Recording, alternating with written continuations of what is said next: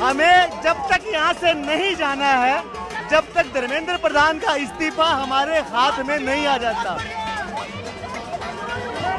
Sir, police का कहना है कि सुप्रीम कोर्ट के आदेश हैं कि 5 बजे तक के ही प्रोटेस्ट हो सकता है, इसलिए वो कह रहे हैं कि आपको खाली करना पड़ेगा। इस देश में पुलिस का बहुत कुछ कहना है।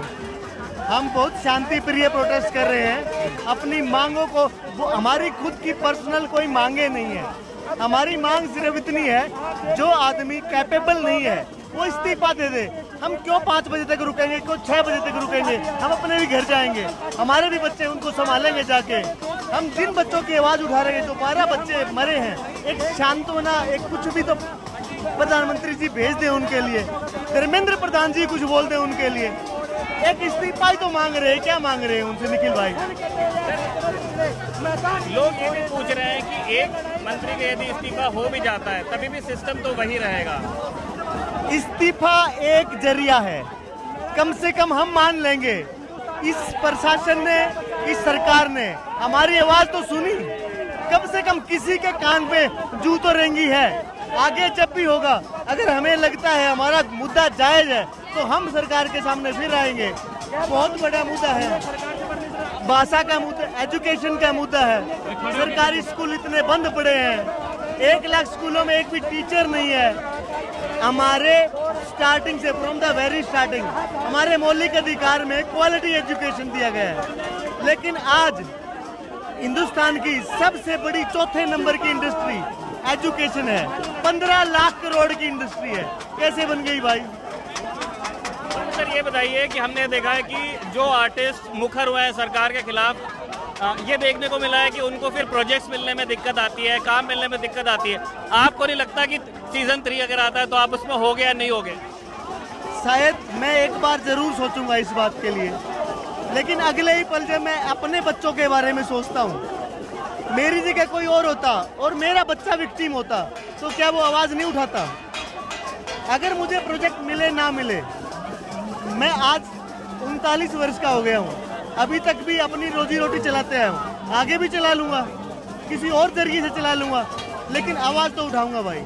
उन लोगों से क्या कहना चाहेंगे जो ये कह रहे हैं कि ये तो अंधे के हाथ बटेर लगी वाली बात है?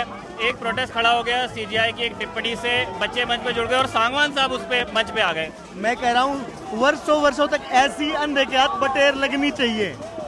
प्रोटेस्ट मैं मानता हूँ, हमारे 4 पिलर हैं जो हमारे लोकतंत्र के, शायद कहीं न कहीं चारों डगमगा चुके हैं। माफी चाहूंगा मैं हमारी न्यायपालिका के लिए, लेकिन मुझे कहना पड़ रहा है।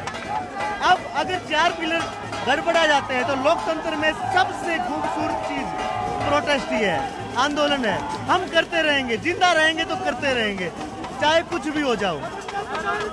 तो यहाँ पे लोग आए हुए हैं, उनसे तो आपकी बात हो गई। जो लोग आपको खबरगांव के कैमरे पे देख रहे हैं, उनसे क्या कहना चाहते हैं आप? मैं आप लोगों से कहना चाहता हूँ कि आप इस सदी के सबसे जिंदा दिल इंसान हो। आज जमीर लोगों का मर चुका है, लेकिन आपने जो लो लगाई है यहाँ पे आके, वो सबसे जिंदा इंसानों की काबिलियत है। मैं भगत सिंह के वो विचार रखना चाहता हूँ कि हमें क्रांति कभी बंदूकों से मिल ही नहीं सकती, हमें कभी हिंसक आंदोलन से मिल नहीं सकती, लेकिन आवाज उठाने के लिए थोड़ा सा खुड़का करना जरूरी होता है। वो खुड़का आज हम आवाज से और सोशल मीडिया के जरिए करेंगे, अपनी अपनी जगह पे अपने अपने तरीके से करेंगे। मैं इसी के साथ कहना चाहता हूँ, इंकलाब जिंदाबाद। पार्टी बनाएगी सीजेपी? मुझे इसके बारे में बहुत ज्यादा नहीं बोलना है। मैं एक मूवमेंट, एक प्रोटेस्ट के साथ हूँ। इस तरह के प्रोटेस्ट पहले भी हुए, मैं साथ था, आगे भी होते रहेंगे तो मैं साथ रहूंगा। अन्ना आंदोलन में भी थे आप? मैं था।